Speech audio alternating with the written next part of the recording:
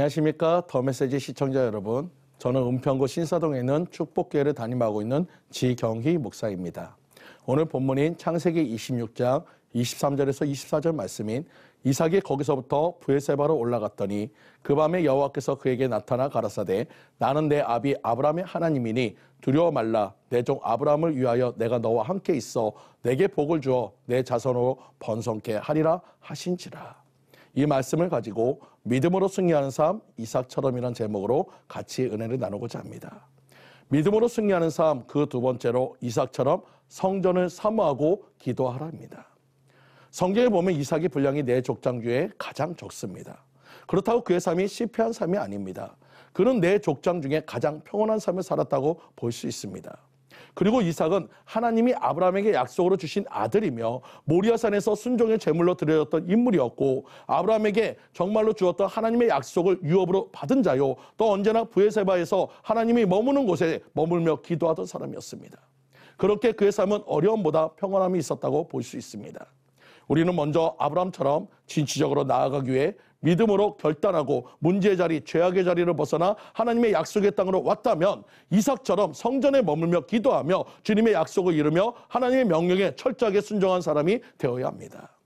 이삭처럼 믿음으로 승리하기 위해서는 성전 중심의 삶이어야 합니다.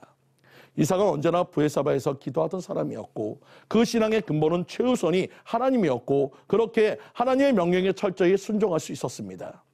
이런 이야기를 하면 어떤 사람은 당연한 것을 가지고 얘기한다고 하시는 분들이 있을 수 있습니다. 알고 있는 것과 그것을 행하는 것에는 엄청난 차이가 있습니다. 한 브랜드 광고에서 조승우 씨가 나와서 얘기합니다. 정상에 올라야지 생각한다고 오르는 것이 아니다. 올라야지. 손너는 쳐야지 생각한다고 치는 것이 아니다. 쳐야지. 맞습니다. 생각에 머물러 있으면 아무것도 변화될 것도 달라질 것도 없습니다. 행동하는 믿음이 진정한 믿음인 것입니다. 그래서 이삭은 생각만 한 것이 아니라 행동했고 그것을 통해 하나님의 영광을 나타냈기에 그의 삶은 승리자의 삶이 된 것입니다. 제가 좋아하는 표현 중에 콜럼버스는 달걀을 세웠고 에디슨은 달걀을 품었다라는 말이 있습니다. 바로 도전 정신입니다. 하나님께 기도해야지가 아니라 기도해야 하고 순종해야지가 아니라 순종해야 하는 것입니다. 문제가 있다면 문제 해결을 위해 기도해야 하는 것이 맞는 것입니다. 저는 오늘 본문의 무대가 된 그랄 땅에서 이삭을 많은 사람들은 기억하고 있을 것입니다. 창세기 26장 1절에 아브라함 때 첫 흉년이 들었더니 그 땅에 또 흉년이 되매 이삭이 그랄에 가서 블레셋 왕 아비멜렉에 이르렀더니 이삭에게 위기가 왔습니다. 흉년이란 위기입니다. 또 창세기 26장 2절 말씀에 여호와께서 이삭에게 나타나 가라사대 애굽으로 내려가지 말고 내가 내게 지시한 땅에 거하라. 성전 중심으로 사는 사람에게는 응답이 성전에서만 나오지 않습니다. 삶 속에서 드러나고 나타난다는 것을 믿으시기 바랍니다. 이삭은 하나님 말씀에 순종해서 그랄에 머물렀고 우리가 잘 알듯이 결과적으로 창세기 26장 12절 말씀처럼 이삭이 그 땅에서 농사하여 그에게 100배나 얻었고 여호와께서 복을 주심으로 그 사람이 창대하고 왕성하여 마침내 거부가 되었다라고 축복을 받게 됩니다. 우리 또한 그러한 축복을 받기를 간절히 축원드립니다. 그런데 이러한 복은 어느 날 갑자기 나타난 것이 아니라 오랜 시간 하나님과 함께했던 결과물이며 또 이삭의 노력의 산물이었다는 것을 믿으시기 바랍니다. 우리는 흔히 이삭이 그랄에 머문 다음에 이러한 일이 일어났다고 생각하지만 성경은 말합니다. 26장 8절 말씀에 이삭이 거기 오래 거하였더니라고 얘기했습니다. 이삭이 머문 기간이 길고 그 기간 동안 하나님을 믿는 신앙을 지켰고 그는 원래 목축업을 하는 사람이었기에 농사를 모르지만 그는 그것을 연구했고 기도하면서 일군 결과물이 100배요 거부였다는 것입니다. 하지만 이 땅은 내 땅이 아니니 블레셋 사람들이 그를 시기하여 그 우물을 메꾸는 핍박이 있었고 결국 그는 옮겨가게 되었고 다툼으로 인해서 떠나가게 되었습니다.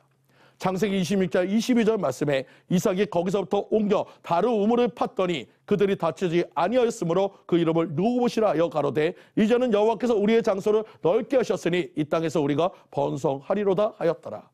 여러분, 이삭은 좋은 땅을 찾았습니다. 인간적인 조건이 가장 좋은 땅. 하지만 이삭은 그곳에서 떠나 브에세바로 올라옵니다. 육신의 평화는 영적인 기근이 옵니다.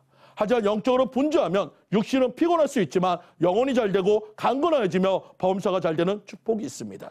그래서 이삭은 떠나야 했습니다. 하나님이 계시고 영적인 부여한 바로 브에세바 성전으로 올라갔고 그것이 하나님의 뜻에 맞으니 오늘 본문인 26장 23절에서 24절 말씀처럼 이삭이 거기서부터 브에세바로 올라갔더니 그 밤에 여호와께서 그에게 나타나 가라사대 나는 내 아비 아브라함의 하나님이니 두려워 말라. 내 종 아브라함을 위하여 내가 너와 함께 있어 내게 복을 주어 내 자손으로 번성케 하리라 하신지라. 이러한 응답과 또한 25절 말씀에 이삭이 그곳에 단을 쌓아 여호와 이름을 부르고 거기 장막을 쳤더니 그 종들이 거기서도 우물을 팠더라. 이제는 우물을 찾는 것이 아니라 부어지는 은혜가 있었음을 믿으시기 바랍니다. 이전에는 아브라함의 우물을 찾아다녀야 했지만 이제는 파는 곳이 우물이 되었습니다. 부유에도 빼앗길 수밖에 없었지만 이제는 하나님이 보증하는 번성의 복을 주셨다는 것입니다. 틀어졌던 인간관계도 회복되고 더 좋은 결과로 나타나게 됩니다. 아비멜렉과의 관계가 주종의 관계가 아닌 동등한 관계가 되었고 여호와께 복을 받은 자임을 그 이방인의 입을 통해서 드러냄을 통해서 하나님께 영광을 돌리는 삶이 되었다는 것입니다.